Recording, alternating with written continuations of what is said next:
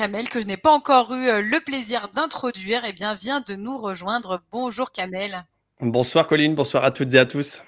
Bonsoir, merci de nous faire le plaisir, Kamel, de nous rejoindre pour animer cette séance. Eh bien, peut-être que je vous laisse vous présenter à notre audience et présenter votre rôle tout au long de cette séance. Ouais, très bien Colline. Bien écoutez, moi je vais être chargé d'animer et de créer de l'interaction entre les différentes intervenantes que nous aurons le plaisir de découvrir ensemble autour de ce thème dont vous avez bien présenté les choses. Alors moi dans la vie, je suis coach, formateur en prise de parole en public, média training, etc. J'ai un passé d'animateur animateur journaliste à la radio, où j'ai fait un peu de télévision aussi, en télévision locale. Je donne des cours d'art oratoire également dans des écoles de communication et de commerce. Et puis parallèlement à cela, j'ai toujours cette passion du micro pour la présentation d'événements en présentiel ou en distanciel. Hein, ce sont les deux mots à la mode là, depuis 1 an et demi, que ce soit des conférences, des tables rondes, des séminaires ou même des soirées spectacles, des événements un peu plus ludiques. Voilà, et donc je vais tâcher d'animer tout cela au mieux. Et ce que je peux vous dire, c'est que nous avons des intervenantes de qualité et on va apprendre énormément de choses ce soir. Beaucoup, beaucoup de bonnes choses. Merci beaucoup Kamel. Eh bien, ce que je vous propose, puisqu'il est 18h29, on prend quelques secondes d'avance, on va pouvoir accueillir dans un premier temps Corinne Masson qui va assurer l'introduction de cette jolie webconférence. Bonjour Corinne. Bonjour. Bonjour Corinne, merci de nous faire le plaisir de nous rejoindre pour cette séance. Je vous laisse donc la parole pour cette introduction. Pour ma part, je m'éclipse et je vous souhaite à toutes et à tous une belle séance. Merci Bonsoir, Colline. À tout à l'heure. Merci.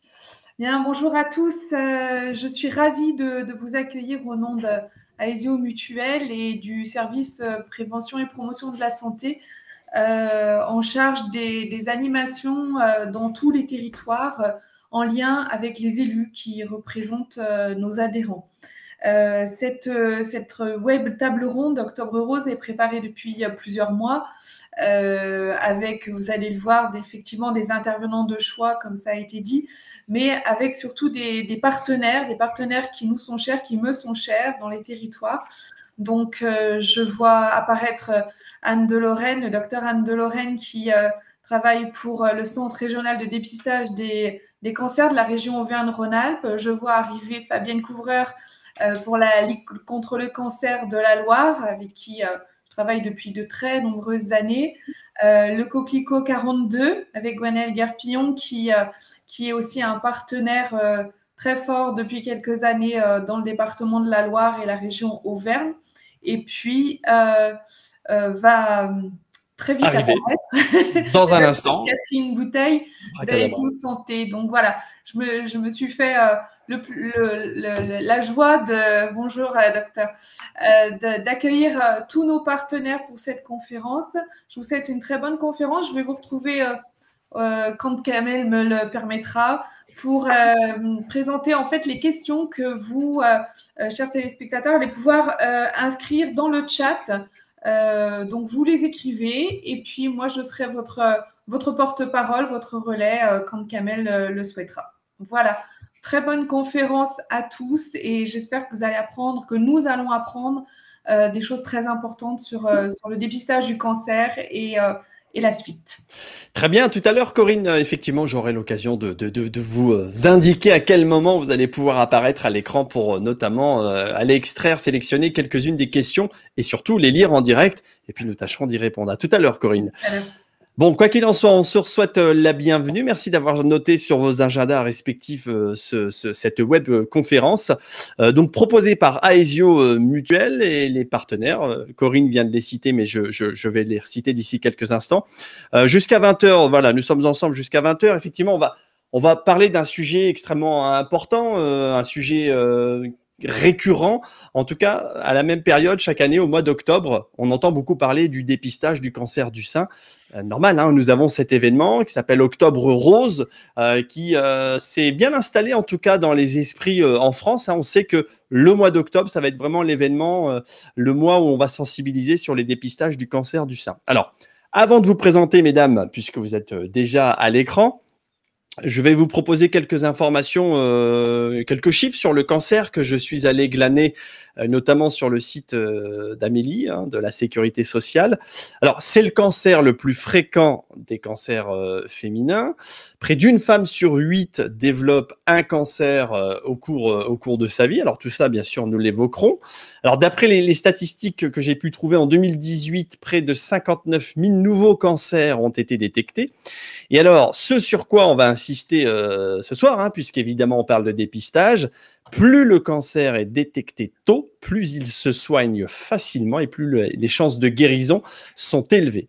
Voilà, près de 80% des cancers du sein se développent après 50 ans. Et vous allez me dire, quid des 20% restants? On va tâcher d'y répondre. Donc n'oubliez pas, à tout moment, vous pouvez effectivement poser vos questions sur le chat. Prénom plus questions et nous aurons 2 salves de questions-réponses voilà, nous essaierons de vous éclairer au mieux. Donc n'hésitez pas, hein, si vous avez d'ores et déjà des questions, vous pouvez les poser tout de suite. Alors, nos invités, on le rappelle, nous avons le docteur Anne Delorenne avec nous, médecin, donc référent dépistage cancer du sein au sein de la structure CRCDC. Alors, l'acronyme signifie Centre régional de coordination des dépistages des cancers. Alors, AURA pour Auvergne-Rhône-Alpes, hein, si j'ai bien dit les choses. Bonsoir, docteur Anne Delorenne, bienvenue. Bonsoir, tout à fait, c'est exactement ça. Bon, très bien. C'est le Centre régional de coordination du dépistage des cancers qui, en fait, existe depuis 2019. Très bien. Nous avons également le docteur Catherine Bouteille qui a pris soin de mettre le petit ruban rose. Hein, c'est l'emblème du mois Octobre Rose avec une belle petite déco d'arrière-plan. Bonsoir docteur. Alors docteur, juste mettez en route votre micro. Voilà, un petit bidouillage. Alors, je rappelle que vous êtes gynécologue, vous êtes en fait de la chirurgie oncologique, hein, c'est tout ce qui traite bien sûr des cancers, oncologique et réparatrice à la clinique mutualiste de Saint-Étienne. Je la refais, hein. Rebonsoir docteur. Oui, bonsoir. Voilà, parfait, vous avez cliqué là où il fallait. Vous allez bien docteur? Prête? Très bien. Prête à répondre à nos questions? Ravie d'être avec vous et répondre au mieux. Bon, très bien. Nous avons également Fabienne Couvreur. Bonsoir Fabienne. Bonsoir à tous. Vous êtes la directrice de la Ligue contre le cancer 42 hein, pour le département 42. Pareil, vous êtes prête, concentrée. Avec vous, on va tâcher de comprendre certaines choses, notamment tout ce qui est partie soins de support, prise en charge, l'aspect retour à l'emploi. On verra évidemment lorsque l'on est atteint d'un cancer, un cancer du sein en l'occurrence, ça n'est pas sans conséquence. Mais en tout cas, on va être rassurant ce soir. On va surtout vous dire que ne vous inquiétez pas, il y a d'excellentes prises en charge et les choses se résorbent généralement très bien. Voilà, donc il faudra insister là-dessus. Et puis, on va parler également activité physique adaptée avec Gwenaëlle Guerpillon. Bonsoir Gwenaëlle. Bonsoir. Bonsoir et bienvenue. Oui, on va voir l'importance de l'activité physique avec vous, hein, avant, pendant et après un cancer. Et on verra le rôle important de l'activité physique. Alors, je vais préciser que vous faites partie, d'ailleurs, il y a le Kakemono derrière qui est très explicite. Hein. Coquelicot 42, c'est un club d'athlétisme à Saint-Étienne qui accueille, hein, je crois, si je raconte pas de bêtises, Gwenaëlle, des personnes effectivement qui ont besoin d'activité physique bien adaptée, soit en situation de handicap ou, on le verra ce soir, des femmes ayant eu un cancer. Hein. C'est bien ça, Gwenaëlle. C'est bien ça.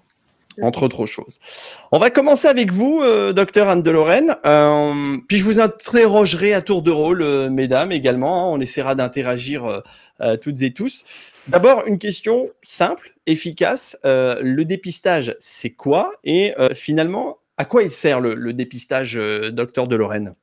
En quelques mots. Alors, le principe, en fait, c'est d'utiliser donc un test de dépistage qui permet donc la découverte de la maladie avant l'apparition de symptômes. Alors, donc, si on parle du cancer du sein, on a la chance en France d'avoir un programme national de dépistage, donc le dépistage organisé, qui s'adresse aux femmes de 50 à 74 ans. Oui, docteur, nous vous écoutons. Voilà. Donc, je sens l'envie de continuer. L'intérêt, à quoi ça sert en fait? Le fait qu'on découvre la maladie donc avant l'apparition des symptômes permet des traitements qui sont plus légers et donc de meilleures chances de guérison. Donc, on diminue de cette façon la mortalité par cancer du sein. Donc c'est là finalement l'enjeu fondamental du dépistage, c'est s'y prendre bien en amont pour optimiser les chances d'évacuer, d'annihiler ce cancer. C'est là où tout se joue en fait. C'est ça, C'est là où tout se joue. On n'a pas mis en place ce dépistage sans avoir des données scientifiques là-dessus, hein. Et en fait, les études ont démontré qu'on avait une baisse de la mortalité globalement dans une population qui participe au dépistage, qui est de l'ordre de 20%.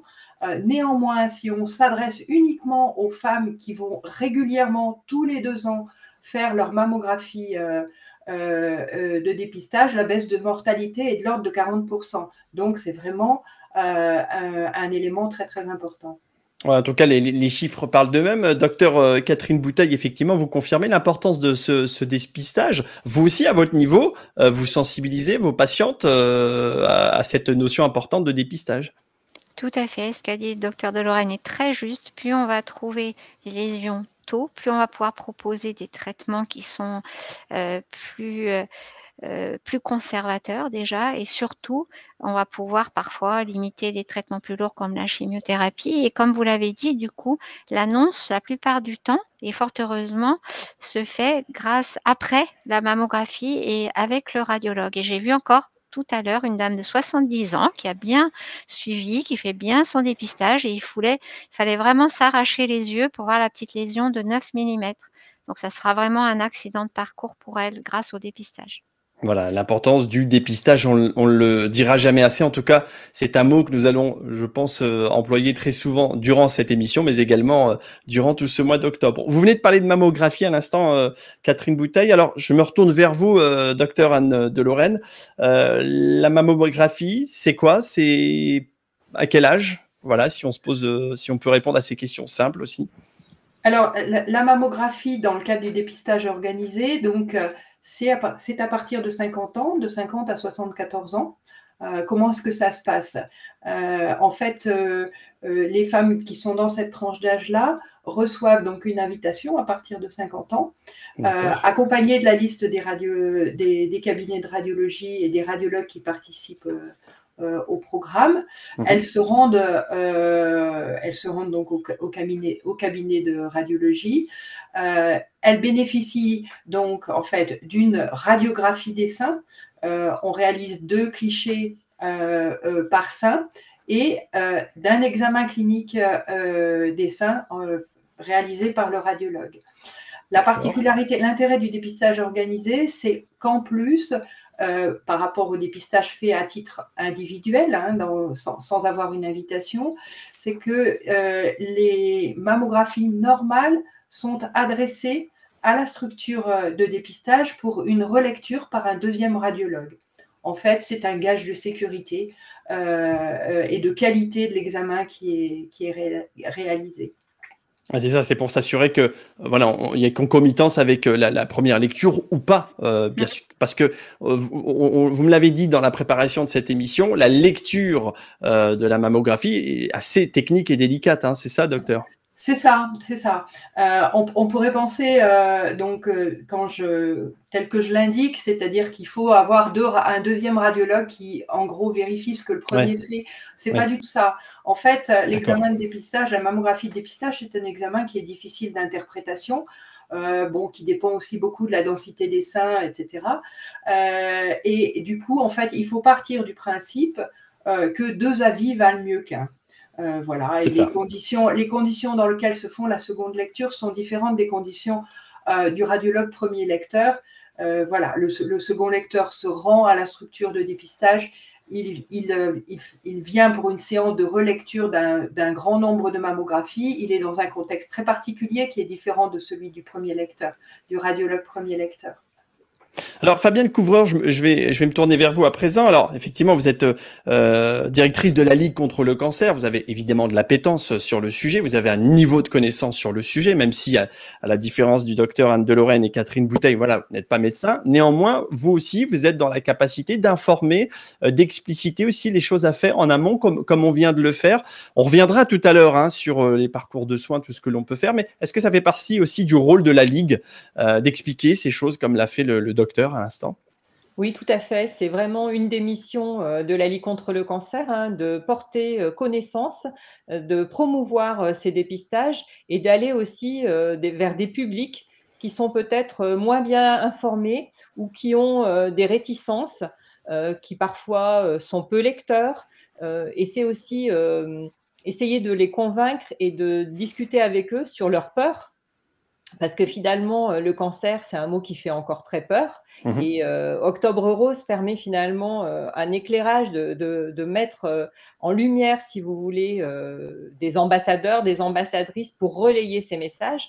Et c'est important. C'est important parce que là, on parle de dépistage organisé. On sait qu'en France, il existe aussi du dépistage individuel. Et puis, il faut différencier du rendez-vous gynécologique tous les ans, qui est aussi préconisé. Donc, en fait, pour quelqu'un qui est, j'ai envie de dire, qui n'est pas un professionnel de santé, qui est en dehors de ces circuits, ça peut paraître complexe. Ouais, effectivement, ça peut paraître complexe. Mais en tout cas, je veux dire, les structures existent.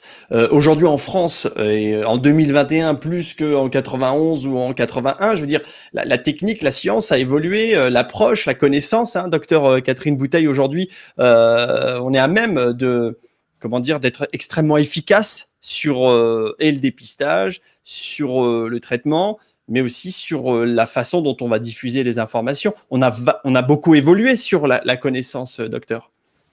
Oui, on a beaucoup évolué grâce au dépistage qui a débuté il y a déjà de nombreuses années et surtout le bouche à oreille des patientes qui se disaient. C'est vrai qu'il y a parfois des peurs, ne serait-ce que la peur qu'on vous trouve quelque chose, mais une fois que les messages passent, que plus on trouve tôt, mieux ça se passe dans tous les domaines. Eh bien, déjà, il y a une peur enfin, on rassure quelque part. Et par ailleurs, il y a encore des femmes qui ont peur de faire leur mammographie parce qu'elles ont peur d'avoir mal. Oui, oui, Et ça, il d'accord. faut bien expliquer que les techniques aussi ont évolué, les machines ont évolué et que ce n'est pas un examen qui est tout à fait agréable, mais qui n'est pas douloureux. D'accord, on va l'expliquer tout à l'heure aussi. On essaiera de rentrer un petit peu plus dans le détail parce qu'il y a sans doute donc des femmes qui nous regardent ce soir et qui s'interrogent en se disant OK, très bien, bon, je vais me faire dépister, mais comment ça se passe? Quelles sont les différentes étapes? On va voir ça d'ici quelques secondes. Je l'ai dit dans l'introduction, docteur Anne Delorenne, c'est essentiellement les femmes de 50 ans et au-delà qui sont touchées par le cancer du sein, mais ce qui veut donc dire aussi qu'il y a une partie des femmes de moins de 50 ans aussi qui sont concernées. Quelle est la différence d'approche par rapport à ces deux tranches d'âge-là, si je puis dire? Alors, bon, comme vous l'avez dit, hein, les femmes, il y a des cancers du sein chez des femmes qui ont moins de 50 ans. On estime à peu près entre 20 et 25% le nombre de cancers qui arrivent dans cette tranche d'âge-là. Par contre, effectivement, l'approche est différente parce que la mammographie, en tout cas, une mammographie tous les 2 ans, à partir de 40 ans, pour le moment, n'a pas fait la preuve de son efficacité en termes de baisse de la mortalité. Bien qu'il y a, bon, il y a des difficultés par rapport à ça, dans le sens où il n'y a pas vraiment un consensus par rapport à cet aspect-là. Du coup, en fait, ce qui est recommandé de 25 à 50 ans, et même au-delà, hein, c'est quand même, donc c'est un examen clinique des seins tous les ans par un professionnel de santé. Donc, professionnel de santé, le gynécologue, le médecin traitant, la sage-femme aussi, hein, maintenant qui réalise, donc qui peut réaliser cet examen. Voilà. Donc, dans cette tranche d'âge-là, c'est ce qui est recommandé. Alors, pourquoi est-ce que finalement on ne propose pas un dépistage systématique avant 50 ans et pourquoi est-ce que ça n'a pas fait la preuve de son efficacité? En fait, la difficulté, c'est que la mammographie donc, est beaucoup plus difficile d'interprétation et beaucoup moins lisible avant 50 ans, dans le sens où les femmes ont des seins plus denses, ce qui implique donc une lecture qui est beaucoup moins facile. L'échographie, donc, qui est souvent proposée à cet âge-là, n'a pas non plus pu démontrer qu'à une seule, en la rajoutant à la mammographie, on avait un effet sur la baisse de mortalité. Voilà, et ce qui a été aussi montré, c'est qu'on a beaucoup plus de femmes pour lesquelles il y a des faux positifs, hein, c'est-à-dire des images qui finalement ne débouchent sur rien, dans cette tranche d'âge. D'accord. Donc, faux positif. Alors, ça engendre quoi, le faux positif? Ça engendre une inquiétude de la femme, ça engendre des examens complémentaires. D'accord. Voilà. Soit une surveillance, on refait des mammographies tous les 6 mois, puis ensuite tous les ans. Ça peut aussi engendrer des examens type microbiopsie, voilà, qui ne débouchent pas forcément sur un diagnostic. Alors Catherine Bouteille, je vous vois, puisque vous êtes gynécologue et le docteur Anne de Lorraine a dit, bah voilà, on va aussi voir son gynécologue. Moi, j'aimerais comprendre comment ça se passe. Est-ce que vous sensibilisez, alors quotidiennement, je ne sais pas, mais peut-être de manière hebdomadaire ou peut-être tous les jours, est-ce que vous sensibilisez sans forcément attendre Octobre Rose tous les jours sur la nécessité de se dépister dès lors que vous avez une jeune femme qui a 25 ans et 50 au-delà, bien évidemment. Est-ce que ça fait partie du travail Oui, bien sûr, ça fait partie du travail. Et comme on l'a bien dit, les dames sont au courant maintenant qu'à partir de 50 ans, il y a un dépistage qui est proposé tous les 2 ans. Et comme vous le disiez un peu plus tôt, l'examen clinique compte aussi beaucoup pour diagnostiquer une anomalie du sein. Donc non seulement il faut la mammographie qui est difficile à lire parfois, il faut l'échographie qui apporte beaucoup de renseignements, et il faut l'examen clinique. Et c'est avec ces 3 éléments qu'on va pouvoir vraiment surveiller le sein au mieux. Et puis je crois, comme vous l'avez dit aussi, qu'il ne faut pas trop appréhender. Si on nous trouve quelque chose, un de ces examens, il y a quelques années, on a parlé du surdiagnostic du dépistage, et je crois qu'il faut aussi rassurer, parce que même si on vous trouve quelque chose, on vous dit revenez dans 4 mois, on fait une échographie, on fait un prélèvement pour vérifier que c'est bénin, on est rassuré, et puis voilà, et on ne laisse pas passer quelque chose qui pourrait évoluer forcément avec les mois qui suivent, si on a tendance à dire le dépistage peut entraîner un surdiagnostic, et à mon sens, ce n'est pas une vraie question. Donc, il ne faut pas avoir peur, même si on doit faire un examen de plus. Voilà, au contraire, quelque part après, il y a une assurance. Fabienne Couvreur, pareil, au niveau de la Ligue contre le cancer, alors la Ligue 42, mais la Ligue au niveau national, on oriente aussi, on est capable, enfin j'imagine que oui, orienter vers les bons spécialistes, les bons médecins. Est-ce qu'on a, je ne sais pas, alors c'est peut-être une question un peu naïve, est-ce qu'on a un carnet d'adresses à proposer à des patients, des patientes en fonction du lieu d'habitation, etc., etc.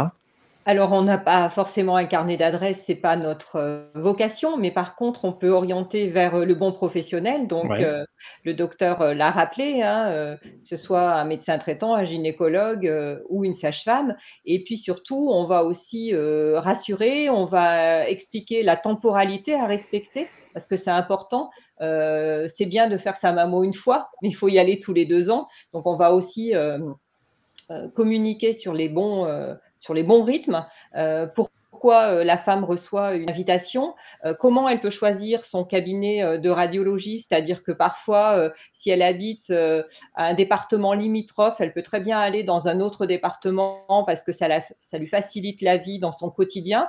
Donc, c'est ce genre d'informations et de messages qu'on va apporter. On ne va pas orienter vers le professionnel. Normalement, on n'a pas le droit de le faire, hein.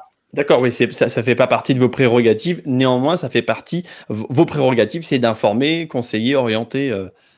Voilà, en fonction de la tranche d'âge, rassurer les personnes. Des fois, les personnes sont amenées à nous parler de leurs antécédents familiaux, de leurs craintes. Voilà, donc on va aussi donner les bonnes informations, donner par exemple le numéro de la structure de gestion, si la femme a perdu son invitation, voilà, lui donner tous les conseils, si vous voulez, pour faciliter sa démarche et son parcours. Parce que malheureusement, aujourd'hui en France, tout le monde ne participe pas à ce dépistage. On n'a pas atteint les taux de participation qu'on souhaite et la période Covid n'a peut-être pas arrangé les affaires. Avec les phases de confinement. Les taux, aujourd'hui, on les connaît, Fabienne Couvreur? On a des statistiques, des chiffres? Là, les taux qui nous sont donnés au niveau national montreraient une baisse d'environ 10%. On serait plutôt autour de 43% en taux de participation pour 2020, ce qui est vraiment très, très faible. Ce qui est très faible. Et je pense qu'il y a effectivement l'effet Covid, malheureusement, hein, qui est venu se greffer à cela, et c'est bien dommage. Anne de Lorraine, on a parlé de l'importance, la régularité, hein, tous les 2 ans, hein, on l'a dit, le docteur Catherine Bouteille l'a dit. Donc on sait que voilà, il faut bien garder à l'esprit qu'il est nécessaire d'être régulière dans cette phase de dépistage. Si on pose la question des facteurs de risque, est-ce qu'on connaît aujourd'hui, est-ce qu'on sait pourquoi on va avoir un cancer du sein? Est-ce que c'est un sujet que l'on maîtrise? Alors c'est quoi? C'est un terrain génétique? C'est l'environnement? C'est quoi? Si je puis me permettre, effectivement, avant qu'on aborde les questions de facteurs de risque, Ouais. je voudrais insister sur ce qu'a dit Madame Couvreur et Madame Bouteille, dans le sens où, effectivement, la régularité et le fait de faire la mammographie tous les 2 ans, c'est primordial. L'intérêt aussi de le faire dans le cadre du dépistage, c'est qu'à partir du moment où on a enregistré la mammographie, on réinvite automatiquement 2 ans après. Donc, la personne n'a pas à se préoccuper de savoir quand est-ce qu'elle doit refaire sa mammographie. Et pourquoi j'insiste là-dessus, c'est parce qu'en fait, on se rend compte ces dernières années, on l'a remarqué dans une étude en 2015, qu'on a quand même, bien qu'on propose le dépistage tous les 2 ans, on a quand même une certaine proportion de tumeurs de plus de 2 cm qu'on voit apparaître dans le dépistage. Et en fait, si on regarde de façon plus précise, ces femmes-là, en fait, ce sont des dames qui n'ont pas respecté le délai tous les 2 ans. Du coup, si on dit que l'intérêt du dépistage, c'est d'avoir une prise en charge qui soit à minima et un traitement le plus léger possible. Il faut vraiment respecter ce délai de 2 ans. C'est c'est le meilleur délai compte tenu des connaissances qu'on a sur l'histoire naturelle de la maladie pour une femme sans facteur de risque particulier. Donc voilà, c'est vrai que je souhaitais insister. Non, mais vous avez bien fait, vous avez raison, parce que on voit l'importance de cette phase de dépistage régulier. Hein. Clairement, vous l'avez bien explicité, quoi. Et en fait, en ce qui concerne les taux de participation, oui, le taux de participation 2019-2020 en France, il est de l'ordre de 45%. Et effectivement, on a perdu quasiment 10% depuis les années 2013, presque 10 ans.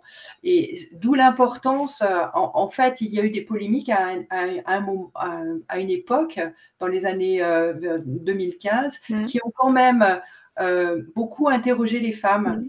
Et du coup, le docteur Bouteille a parlé du surdiagnostic. C'est clair que cette question du surdiagnostic, c'est-à-dire le fait que peut-être que le dépistage trouve des tumeurs qui ne seraient pas finalement apparues, qui n'auraient pas évolué, oui, mais actuellement, en fait, on n'a pas mieux. On n'a pas mieux que le dépistage et il vaut mieux traiter toutes les tumeurs. On n'a pas actuellement la capacité de faire la différence entre des tumeurs qui vont évoluer et des tumeurs qui n'évolueront pas. Donc, pour le moment, c'est ce qu'on sait faire le mieux et c'est ce qu'il y a de plus fiable voilà. pour le moment. Voilà. La recherche est très axée sur trouver des facteurs, soit de caractéristiques des tumeurs, soit des facteurs biologiques qui permettent de mieux préciser ces petits cancers là qu'on appelle les cancers in situ, pour savoir lesquels vont évoluer ou pas. Mais actuellement, les recommandations, c'est vraiment, ça reste, et la polémique qu'il y a eu dans les années 2013-2014 était aussi sur l'efficacité du dépistage. Depuis, il y a eu de nouvelles études et de nouvelles analyses des études qui ont redémontré, en particulier le Centre international de recherche sur le cancer, qui ont redémontré que oui, il y a un effet positif du dépistage et oui, il y a bien une baisse de la mortalité. Je suis désolée, j'étais un peu longue. Bah, je vous en prie, docteur. Non, mais nous sommes là pour éclairer, hein, pour apporter des réponses aux questions que l'on peut se poser, effectivement. Mais là, vous avez bien mis l'accent sur la nécessité de la régularité dans le dépistage. Voilà, c'est ce que l'on fait de mieux aujourd'hui. Docteur Catherine Bouteille, un mot sur les facteurs de risque. Après, on va vous écouter parler un peu plus du parcours de soins, etc. Est-ce qu'aujourd'hui, on connaît les facteurs de risque? Oui, alors ce que je voulais juste rajouter dans le dépistage, c'est que parfois les patientes viennent, elles ont eu leur mammographie 2 ans avant et là on trouve quelque chose à la mammographie, du mois de septembre 2021. Elles me disent: «Mais comment ça se fait qu'on me trouve quelque chose? Parce que j'ai fait ma mammographie il y a 2 ans». Donc il faut aussi expliquer que le dépistage n'empêche pas la maladie d'arriver parce que parfois les dames, elles mélangent un petit peu. Par D'accord. contre, on dépiste de plus en plus tôt et actuellement, comme vous le disiez, on n'a, pas du tout, déterminé de lésions qui soient cancéreuses ou précancéreuses qu'on pourrait regarder comme ça, évoluer sans rien faire. Donc même si c'est une toute petite lésion, un petit cancer in situ, c'est très important de le prendre en charge. Au jour d'aujourd'hui, on ne peut pas faire autrement et du coup, Alors, qui veut répondre à ma question sur les facteurs de risque, du coup, parce que j'ai si, j'ai alors toujours pas mes éléments de si, réponse. En gros, est-ce qu'on oui? les facteurs de risque, c'est vrai qu'on sait maintenant qu'il y a à peu près, d'ailleurs tout cancer confondu, 30 des cancers qui seraient d'origine environnementale et ça, effectivement, c'est une bonne hygiène de vie, c'est les conseils, c'est les soins de support, c'est l'activité physique. Alors ça, on sait que c'est peut-être la meilleure des choses pour Je vois prévenir un Gwenaël cancer. sourire, hein. Voilà et pour éviter une récidive, vous allez bien en parler tout à l'heure et puis, peut-être aussi, le terrain familial. Depuis quelques années, les D'accord. antécédents familiaux, on l'a évoqué tout à l'heure, ce Ouais. sont des éléments très importants à connaître parce qu'on ne peut pas en faire abstraction même dans le dépistage. Parce que le dépistage, il est adapté à chaque femme. Il y a un dépistage de masse qui permet de trouver des lésions qu'on ne palpe pas, qu'on dépiste très tôt et qu'on va traiter mieux. Et puis malheureusement, il y aura quand même des patientes qui vont avoir un nodule qu'elles vont palper sans dépistage ou entre 2 dépistages et qu'il faudra, quand même prendre en charge, même s'il est un peu plus gros et que le dépistage résoudra Mmh. malheureusement Mmh. pas tout. Mmh Et mh.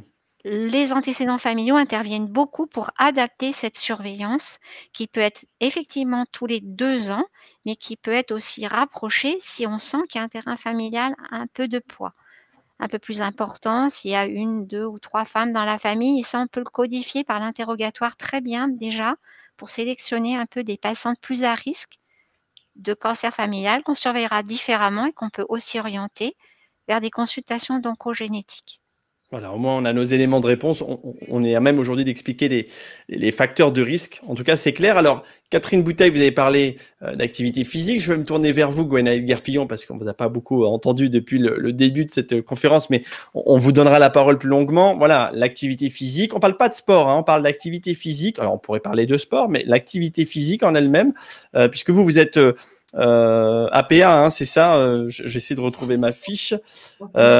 Activité physique adaptée, hein, enseignante en activité physique adaptée. Donc, du coup, vous êtes vraiment, j'allais dire, en lien avec des femmes atteintes de cancer du sein ou qui pourraient éventuellement l'avoir si il y a un terrain familial privilégié. Donc, du coup, vous allez intervenir directement à ce niveau-là en proposant une activité physique qui soit bien ciblée. Tout à fait. Après, suivant les femmes, on peut justement proposer des activités physiques adaptées, suivant aussi leurs problèmes, effectivement. On adapte. Si elles peuvent pas lever le bras, on fait un autre exercice et on lève, par exemple, juste un bras au lieu des deux et après on adapte en fonction de toutes les prérogatives des médecins aussi, qui nous prescrivent qui prescrivent l'activité physique aux personnes. Ouais, c'est ça. Et vous travaillez de concert avec les prescriptions des médecins, les conseils des médecins? Oui, oui, tout à fait. Une fois que l'activité physique adaptée est prescrite par un médecin, souvent les médecins mettent des recommandations en dessous sur ce qu'il faut travailler en priorité. Nous, on travaille là-dessus et après, on peut travailler sur d'autres aspects si les personnes nous demandent. On verra ça tout à l'heure. La Ligue contre le cancer oriente aussi vers des structures pour avoir une activité physique adaptée. Fabienne Couvreur, ça fait partie aussi de vos champs d'action? Oui, on a même, dès 2008, je crois, démarré l'activité physique adaptée, avant même que les premières études mettent en avant les bénéfices et proposer ce qu'on appelait, nous, un tremplin pour aller vers de l'activité physique adaptée. Parce que la difficulté, c'est de remettre en activité des personnes qui avaient abandonné l'activité physique, qui étaient devenues sédentaires. Et la sédentarité est d'ailleurs un des facteurs de risque, notamment chez la femme ménopausée. Donc, à un moment, c'est voilà, comment on arrive Alors, le docteur à faire Fabienne rebouger les Couvreur, gens, plutôt. parce que il y a la prescription Alors, on va médicale, essayer mais de là, reprendre. Fabienne Couvreur, je ne sais pas si vous m'entendez. Reprenez simplement, puisqu'on a eu une coupure de connexion Internet. Voilà. oui. Donc, reprenez votre propos, s'il vous plaît. Oui, je disais qu'en 2008, la Ligue avait initié l'activité physique adaptée pour les patients atteints de cancer, avant même que des études prouvent le bénéfice. Ouais. Et c'est important parce qu'on sait que la sédentarité, notamment chez les femmes ménopausées, est un facteur de risque supplémentaire pour le cancer du sein. Donc, il faut amener les femmes à bouger. Et du coup, la Ligue propose aussi de l'activité physique. Parfois, nous sommes un tremplin avant l'intégration dans un club pour des personnes Ah oui, très bien. qui ont eu, qui n'étaient pas sportives du tout, qui ont depuis longtemps arrêté toute activité physique. Et donc, il y a des parcours qui sont plus longs que d'autres. D'où l'intérêt d'avoir Gwenaëlle ce soir, hein, parce que finalement, on peut créer la jonction, la petite passerelle entre la Ligue et les structures adaptées, puisque vous intervenez en amont. Et voilà, on a bien compris que la sédentarité était à proscrire autant que faire se peut, hein, si on veut être tranquille. Alors maintenant, je vais me tourner vers le docteur Catherine Bouteille. Je rappelle que vous êtes gynécologue, chirurgie oncologique et réparatrice, hein, vous intervenez à ce niveau-là. Comment on annonce la maladie? Parce que c'est pas quelque chose de simple, parce qu'il y a l'aspect psychologique, faut l'accepter. Il y a le choc psychologique. Comment le médecin que vous êtes annonce la maladie? C'est vrai qu'il y a en fait 2 situations. Il y a des patients qui vont aller faire leur mammographie, qui n'ont rien senti, qui ne s'attendent à rien et on leur trouve quelque chose à la mammographie et le ciel leur tombe sur la tête. En fait, c'est assez brutal parce on a un peu peur d'aller faire sa mammographie, mais quand on se trouve confronté, au diagnostic, c'est brutal et souvent là, c'est d'ailleurs les radiologues qui vont avoir, la difficile charge d'annoncer parce que d'emblée, sans attendre, quand il y a eu une anomalie à la mammographie, souvent une échographie est faite dans la foulée et le prélèvement est immédiatement proposé pour éviter ce temps d'attente. Et à ce moment-là, les patientes sont reconvoquées pour qu'on leur explique qu'il y a un petit problème. Et le radiologue, lui, n'est pas chirurgien. Donc, il va se contenter de dire il y a un problème. Quand on est dans le cadre du dépistage, en général, c'est un petit problème puisque le nodule n'est pas senti. Donc déjà là, il y a ce message à faire passer souvent aux patientes. Et ensuite, comme le disait Madame Couvreur, il y a quand même un parcours de soins qui est organisé, un réseau de soins. Et chaque radiologue est capable d'orienter vers une structure ou de répondre déjà aux premières questions. Et là, il y a de toute façon un délai d'attente qui va être difficile pour les femmes parce que tout s'arrête. Leur projet, tout d'un coup professionnel, familial, il y a un arrêt sur image. Et c'est vrai que dans tous les cas, il va y avoir un moment d'attente qui est incompressible jusqu'au moment où, en principe, le chirurgien qui doit les opérer va les recevoir. Et là, notre rôle, c'est de répondre aux questions surtout que de donner de l'information bien. On en est noyé de plus en plus partout, des piles de papier à lire dans tous les sens. Et ça, je pense que c'est carrément C'est rédhibitoire, hein, je pense. rédhibitoire. Mm. Rédhibitoire. Quand on se trouve dans cette situation, on a besoin d'un professionnel pour répondre aux questions et aux questions qu'on se pose. Donc, on a besoin d'écouter les problématiques des femmes qui ne sont pas les mêmes selon l'âge qu'elles ont, selon leur état de santé, selon leur vécu dans les antécédents familiaux, en particulier s'il y a eu des cancers dans la famille, il y a tout de suite une projection qui est négative de la maladie. Et puis, avec ces questions, essayer d'y répondre et d'expliquer après ce qu'on propose comme traitement. C'est un peu différent l'annonce de la deuxième situation quand une patiente sent un nodule. Et là, elle sent un nodule. Et une femme qui sent un nodule, quelque part, il y a un petit voyant rouge qui s'allume. Elles savent que ça peut éventuellement être quelque chose de grave. Donc, elles vont faire le démarche. Et là, elles savent déjà que peut-être, donc il y a eu un temps d'approche, un temps de préparation. Mais néanmoins, le diagnostic, quand il tombe, il y a un temps d'adaptation, quelques jours. Notre rôle des soignants, c'est de répondre au plus vite à la demande en évitant de donner des rendez-vous trop tardifs pour rencontrer ces femmes. Mais il y a quand même une période qui sera difficile à gérer. Mais après, une fois que la route est tracée, elles sont rassurées finalement. On leur dit voilà ce qu'on vous propose. Et à partir de là, on sent que ça y est, elles vont redevenir actrices un petit peu de ce qui se passe, en étant bien entourées, en leur disant qu'il y a déjà suffisamment de choses à gérer, que là, toute l'équipe qui est présente ici est là pour les aider dans la tendance un peu. Et le guidage parmi tout ce parcours qui sera parfois très long. Oui, qui peut être parfois long. Alors, moi, vous avez une fonction aussi, c'est la chirurgie, les actes chirurgicaux.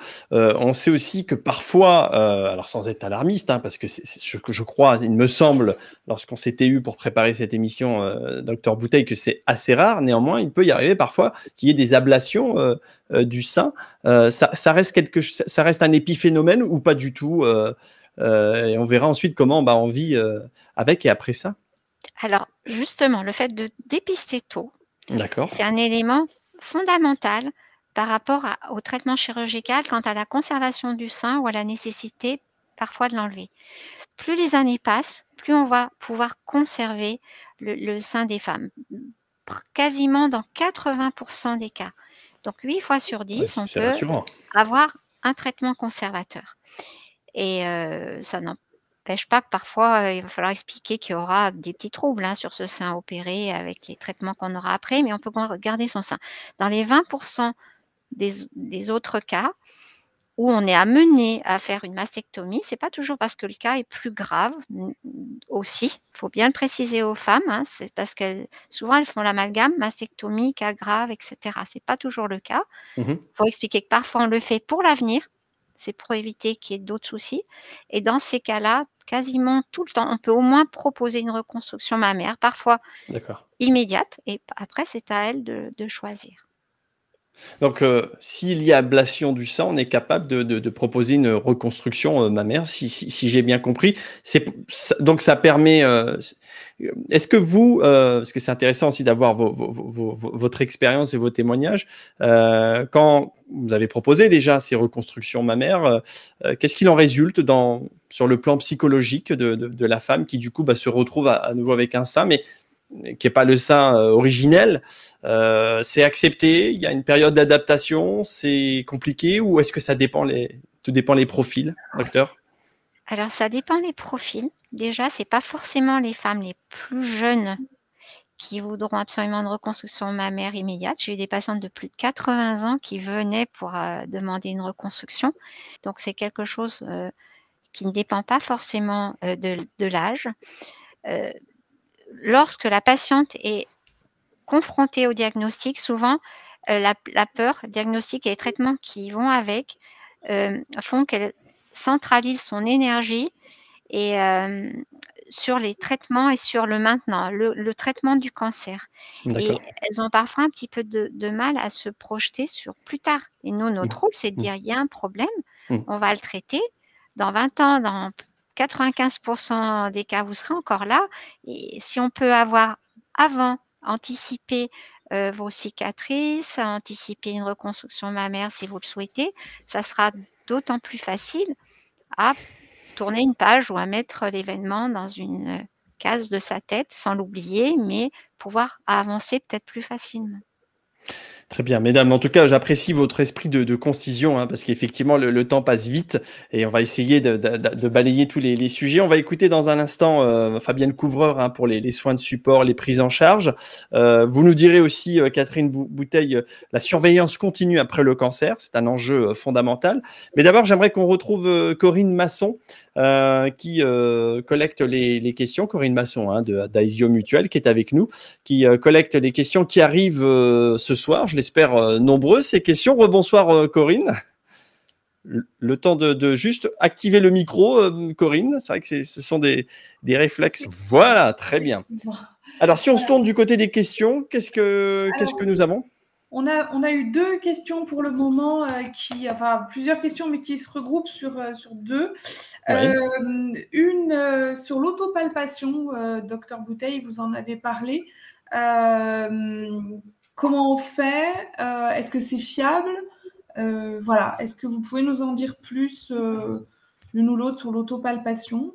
Catherine Bouteille, et puis on écoutera aussi le docteur de Lorraine nous dire bah, ouais, comment s'y prendre. Après tout, c'est vrai, hein, il y a peut-être une technique. Docteur Bouteille, pour commencer. C'est vrai que c'est important déjà de regarder ses seins quand on se lave, quand on se douche, les bras en l'air, les bras comme ça. Après, il faut faire confiance des fois à son partenaire, hein, dans les 2 sens, parce que j'ai eu parfois des messieurs qui sont venus et qui avaient trouvé chez leur partenaire un nodule. Et j'ai eu l'inverse aussi. J'ai une femme qui l'a trouvé chez son époux. Donc l'autopalpation et la palpation par le partenaire est importante. Et surtout, les femmes, elles ont la capacité, mais vraiment ça se vérifie tous les jours, à se rendre compte quand il y a quelque chose d'anormal dans leur sein. Et c'est pas forcément une boule qui va sauter comme ça dans la main, c'est le sein qui peut se froncer un petit peu quand on lève le bras, le mamelon qui devient un petit peu comme eczématiforme ou qui va couler, ou une zone qui va être un peu sensible, parce que le cancer, en théorie, ne donne pas de douleur au sein, mais parfois, il peut mettre la glande mammaire sous tension et il y a quand même un peu de douleur. Donc, à partir du moment où il se passe quelque chose d'anormal, il faut avoir une alerte. Chez les dames ménopausées, ça peut être seulement, et ça c'est pour ça que c'est difficile, la période avant les règles où les seins sont tendus, et refaire l'examen, regarder son sein après ses règles. Et si là, il y a quelque chose qui perdure, qui tracasse, il faut faire confiance à son médecin. Il faut y aller, lui dire voilà, il y a quelque chose que je ne trouve pas bien, et souvent il va prescrire l'examen qui convient. Donc l'autopalpation, ou simplement l'examen de son corps, hein, finalement, et ben souvent est d'une grande aide, et les femmes, elles savent faire. Même si il n'y a pas de recette miracle, il suffit de se regarder et d'être à l'écoute de son corps. Anne de Lorraine, vous souhaitez ajouter un complément d'information à ce qu'a dit le docteur Bouteille? Oui. Alors, un complément d'information qui va dans le sens de dire oui, c'est bien que les femmes soient vigilantes par rapport donc à leur poitrine. Par contre, les études ont démontré que c'était insuffisant pour réduire la mortalité. Il ne faut pas imaginer que ça peut remplacer la mammographie de dépistage. Et c'est quand même un élément qui est important. On a des éléments pour dire les études, ça ne permet pas de baisser la mortalité. Par contre, on a des éléments. Le Centre international de recherche pour le cancer, là, en 2015, donc, a fait aussi le point là-dessus, pour dire que c'est une indication suffisante pour le déplacement des cancers détectés vers un stade plus précoce. C'est-à-dire ça peut permettre de trouver des tumeurs qui sont plus petites, donc avoir des conséquences sur la prise en charge et sur les traitements. Voilà. Très bien. Donc là, la notion de mammographie. Corinne, autre question peut-être? Oui, une question. Pourquoi ne pas proposer le dépistage organisé avant 50 ans? Il y a peut-être une raison de facteur de risque, je ne sais pas. Alors, j'ai répondu à cette question tout à l'heure. Hein. C'est vrai que pour le moment, on n'a pas démontré que ça avait une efficacité réelle. même s'il n'y a pas de consensus vraiment entre les spécialistes, on n'a pas vraiment démontré qu'il y avait un intérêt à le faire de façon systématique à partir de 40 ans. Ce qui se passe aussi, c'est que on irradie aussi plus les seins à ce moment-là. Lors de la mammographie faite dans ces tranches d'âge-là, les seins étant plus denses, donc du coup, il y a un peu plus de rayons. Donc, dans la mesure où ça n'a pas vraiment démontré son efficacité, c'est pour cette raison que, bien que pendant des années, on les fait, hein, clairement. Donc, à partir de 50 ans, beaucoup de femmes ont eu des mammographies. Bon, on ne peut pas dire que ça ait fait la preuve de son efficacité. Par contre, si je peux juste rajouter une Oui, chose, docteur. Oui. on est dans du dépistage de masse. Oui. Et on est dans des enjeux de santé publique. Par contre, à titre individuel, les femmes, elles sont suivies quasiment tout par leur médecin traitant, leur sage-femme, leur gynéco. Et à partir de 40 ans, qu'on ait des antécédents familiaux ou pas, on doit leur proposer plus que la palpation clinique, bien sûr plus que l'autopalpation qui dépistera les 20% qui seront passés à travers, mais à partir de 40 ans, entre 40 et 50 ans, on est à peu près tous d'accord, les spécialistes d'organes, pour dire on fait une mammographie à peu près tous les 3 ans, en l'absence d'anomalies cliniques, associées à une échographie. Et avec ça, déjà, on récupère quand même pas mal d'anomalies qu'on n'aurait pas eues si on n'avait rien fait. Et avant 40 ans, tout dépend des antécédents familiaux et de l'examen clinique. Mais il n'y a pas rien. Il n'y a pas rien. Il y a du dépistage individuel, il est encore là, hein, il est adapté à chaque femme. On peut faire des choses. Dépistage après 50 ans, c'est santé publique, mais dépistage avant, il existe aussi. D'accord, Catherine Bouteille, c'est important de préciser ce point. Peut-être une dernière question, Corinne, ou alors on va vous retrouver d'ici quelques minutes. Oui. On va se refaire une deuxième salve de questions-réponses. À tout à l'heure, Corinne. Merci en tout cas.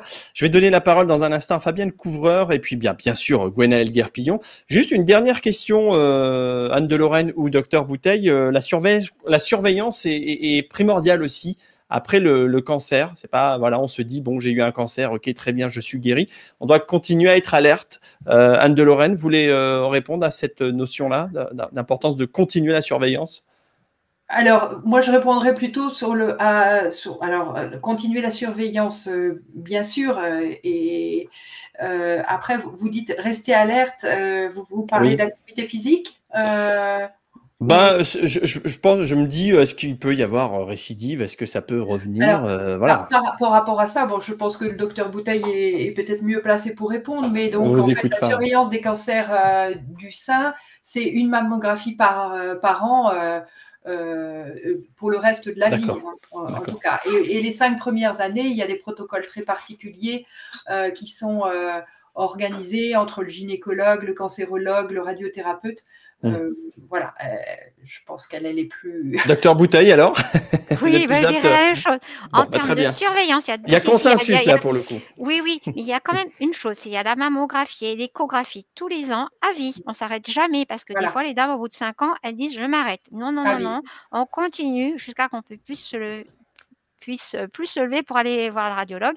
Et la deuxième chose dans la surveillance qui est très importante pour des femmes qui ont eu un traitement, c'est gérer et surveiller les effets secondaires éventuels liés au traitement.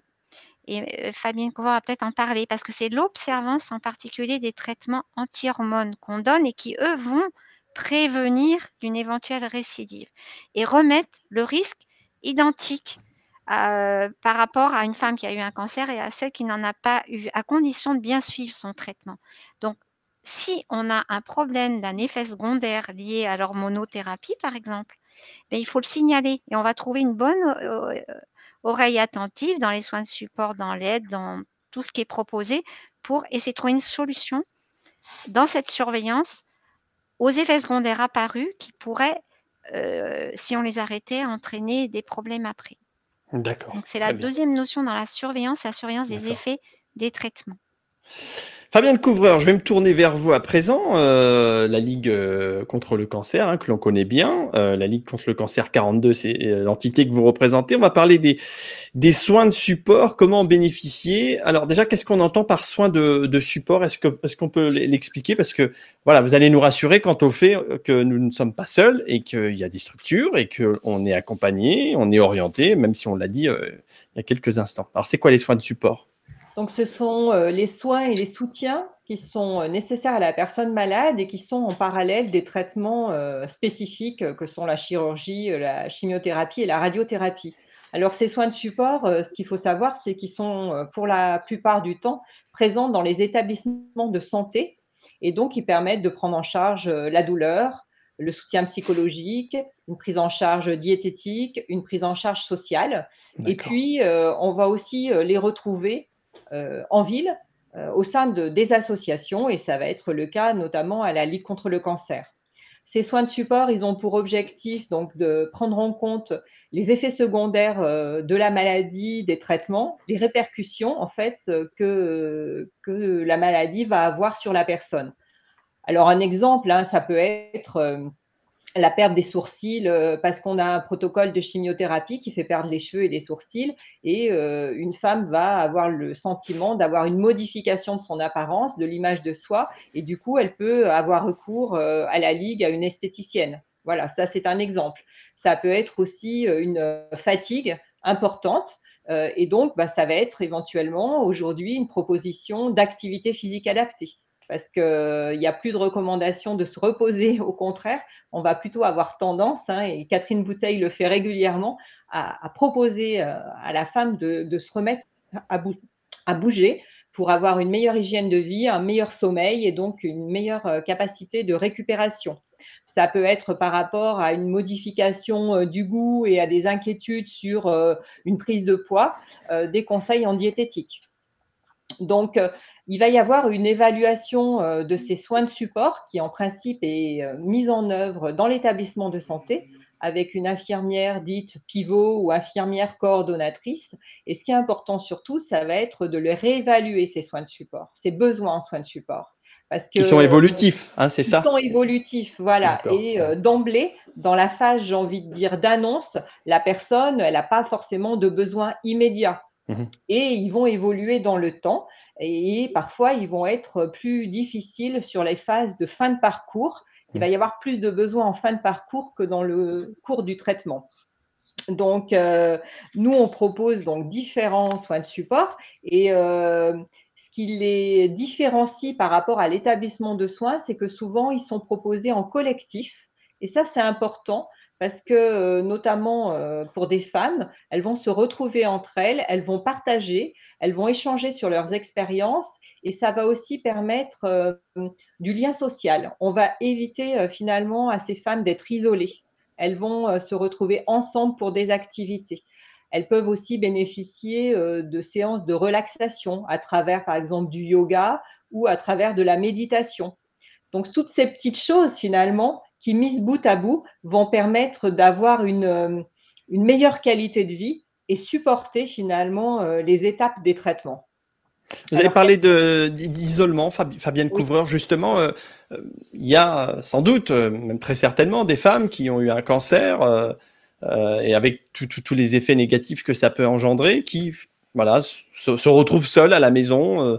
Comment on essaie d'atteindre ces personnes isolées? Comment on essaie d'aller les atteindre pour leur faire savoir qu'il y a des structures aidantes, qu'elles peuvent être accompagnées? Je crois que c'est relativement compliqué pour vous, mais est-ce qu'il y a des pistes? Alors, vous avez raison, le repérage de ces personnes est difficile parce que soit la personne est actrice de son parcours, de sa maladie, et donc va avoir la capacité à se saisir des adresses qui lui sont données ou de faire des recherches par elle-même, soit finalement elle va avoir besoin d'être accompagnée et c'est quand même les professionnels de santé, que sont les médecins ou les infirmiers, qui vont aussi pouvoir orienter. Et leur parole, elle a un impact beaucoup plus fort sur la personne malade que l'affiche ou le flyer qui va être distribué. Donc, cette notion d'évaluation des besoins et de présentation des ressources sur un territoire, c'est quelque chose de vraiment primordial dans la prise en charge. Catherine Bouteille, je vous vois valider avec des Oui. hochements de tête, hein, Oui, justement. parce qu'on a depuis très longtemps échangé avec la Ligue. On a beaucoup de chance dans la Loire d'avoir une participation et une présence sur les terrains et avec les patients comme on a dans la Loire. C'est pas le cas dans tous les départements et c'est auprès de la Ligue, on peut avoir énormément, on renvoie beaucoup les patientes, énormément de renseignements sur les besoins de chaque femme qui sont effectivement très différents.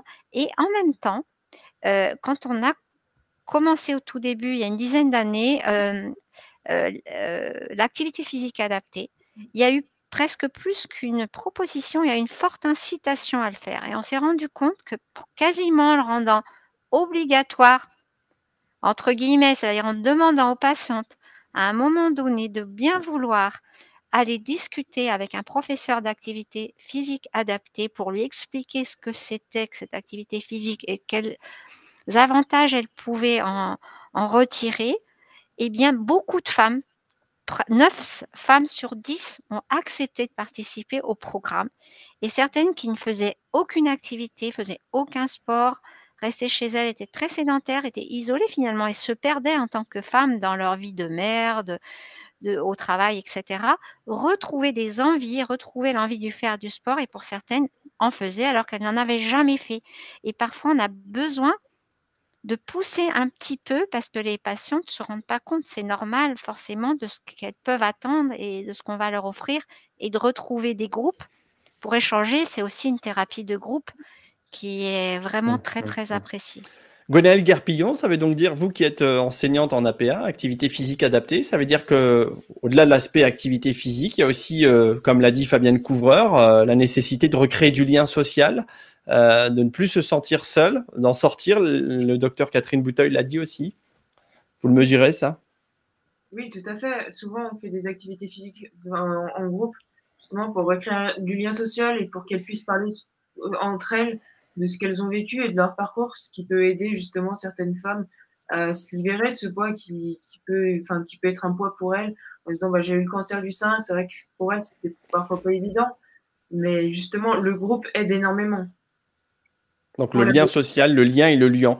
On va l'évoquer dans un instant. Fabienne Couvreur, il y a un élément positif, hein, on l'a dit en préparant ce rendez-vous, c'est la loi de sécurité sociale. Alors les choses avancent, hein, les choses évoluent dans le bon sens d'ailleurs, et tant mieux. Vous allez me dire, il ne manquerait plus que ça n'évolue pas dans le bon sens. Là, heureusement, c'est le cas. On en parle de cette loi de sécurité sociale sur les changements majeurs, les prises en charge qui vont commencer à arriver ou qui sont déjà arrivées peut-être. Voilà, le gouvernement vient d'instaurer en fait un nouveau parcours de soins global après traitement du cancer. Et donc, ce nouveau parcours s'adresse à des personnes qui ont terminé leur traitement et qui sont à moins d'1 an de la fin de leur traitement, on va dire de traitement actif. Et donc, il y a un forfait financier qui va être alloué pour proposer un bilan d'activité physique adaptée, un bilan suivi éventuellement de consultation pour du soutien psychologique, un bilan également suivi de consultation pour un bilan diététique. Donc, il y aura une prescription qui sera nécessaire par un médecin, que ce soit un médecin oncologue, un chirurgien, un médecin traitant, et qui en fait va définir quelle est la priorité du patient. Et la nouveauté, si vous voulez, c'est qu'on est vraiment sur la ville. C'est-à-dire que là, on est sur des patients qui sont sortis du parcours de soins en établissement. Souvent, ces patients et ces patientes manifestaient un sentiment d'abandon à la fin des traitements. Et du coup, là, l'idée, c'est de leur proposer des soins de support, mais qui sont à proximité de leur lieu d'habitation et avec une facilité d'accès. Donc, vraiment, la notion, c'est ce parcours qui va perdurer sur la ville après la fin des traitements, dans l'intérêt des patientes. Et Catherine Bouteille évoquait les patientes qui sont sous hormonothérapie. Et c'est des traitements longs, de 5 ans, voire 10 ans. Et on sait que ces traitements peuvent avoir aussi des effets secondaires. Et là, c'est une véritable proposition, si vous voulez, qui est faite à ces personnes pour pour avoir, j'ai envie de dire, des bilans qualitatifs et un suivi qualitatif qui sera pris en charge par la sécurité sociale, ce qui n'était pas le cas.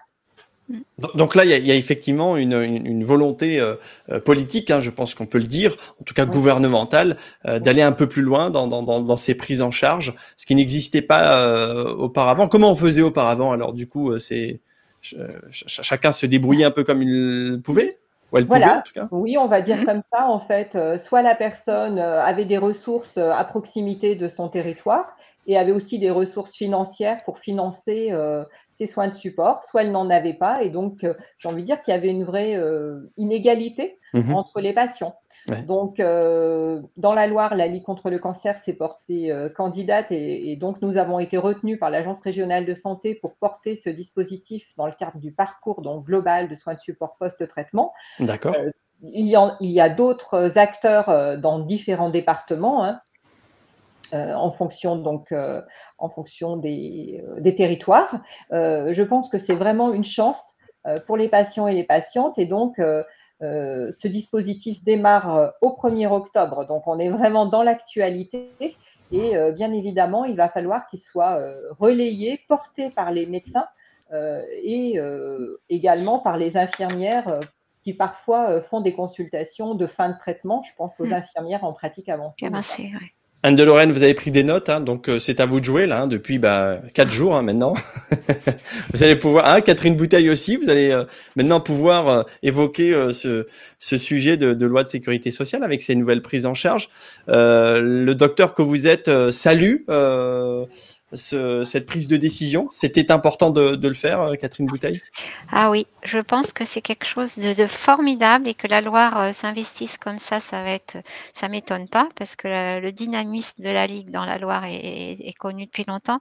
Et c'est vrai que les patientes souvent avaient des passages à vide et pas forcément au moment où on y pensait. De toute façon, au moment où elles étaient plus dans un parcours de soins, où elles se retrouvaient un peu seules chez elles. Et donc ça, je pense que c'est vraiment une excellente démarche. Ouais.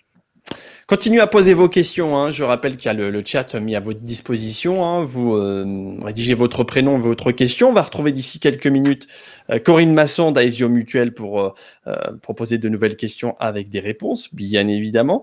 On continue à parler des prises en charge, des soins de support avec vous, Fabienne Couvreur. Ensuite, nous écouterons Gwenaëlle Guerpillon. Il y a un sujet aussi dont on doit parler, que l'on doit aborder, c'est le retour à l'emploi.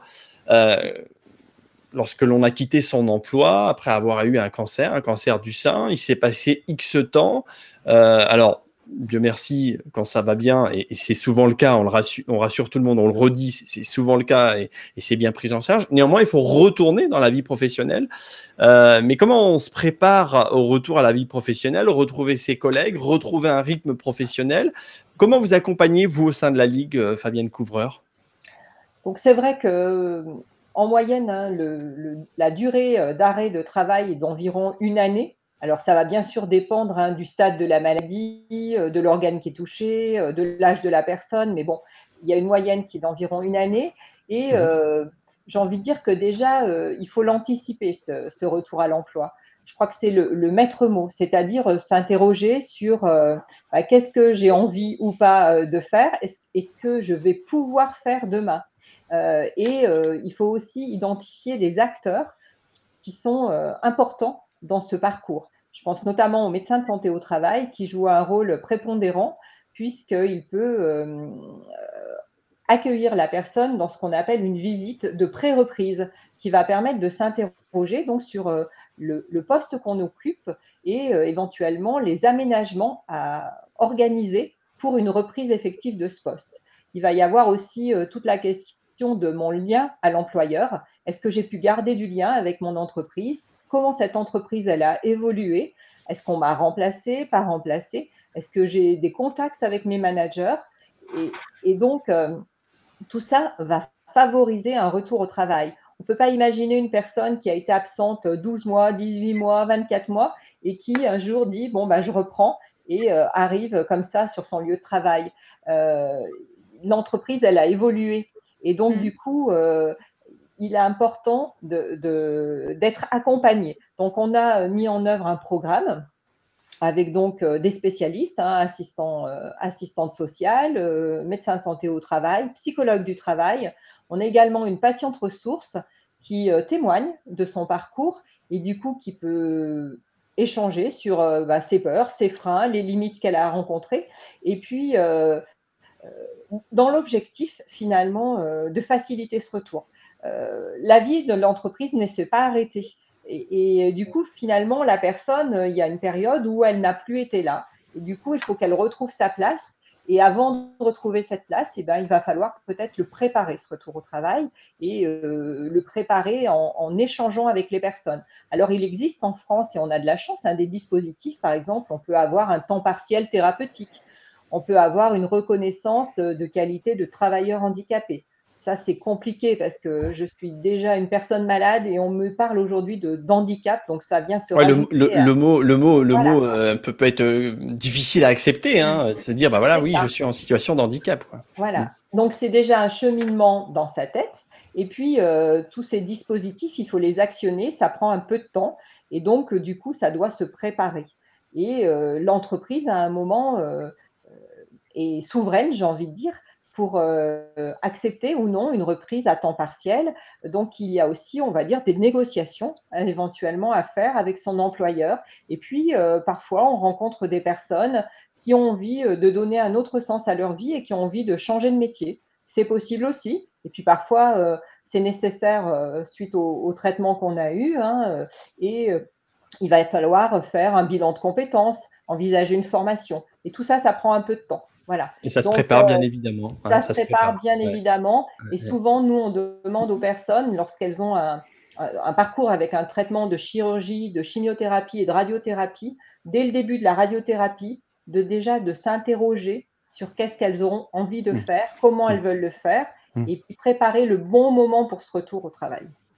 Catherine Bouteille, puis-je vous demander d'allumer la lumière puisque vous êtes un peu dans la pénombre, dans l'obscurité. Oui, de façon à ce que voilà, je vous remercie, docteur, de façon à ce qu'on vous voit bien. En tout cas, on l'aura bien compris, Fabienne Couvreur. Il y a les soins de support, il y a les prises en charge, il y a aussi tout le dispositif que l'on actionne pour le retour à l'emploi avec assistante sociale, médecin de santé du travail, des conseillères. Voilà. L'idée, c'est d'éviter le licenciement pour inaptitude. Hein. C'est ça, c'est vraiment le maintien au poste, sur le poste. Oui, oui, pour moi, on est vraiment dans un échec si on arrive à un licenciement pour inaptitude. L'inaptitude étant posée par le médecin de santé au travail.